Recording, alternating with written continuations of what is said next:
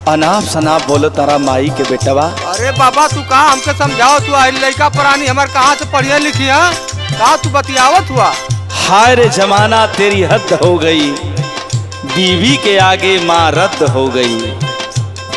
बारे बेटा तेरी सोच को मैं सलाम करता हूँ। आज जौन माई 9 महीना गर्भ में रख के अचरा में पलले बा, इतना बड़ा कैलस, आज माई के भुला गिला बेटा।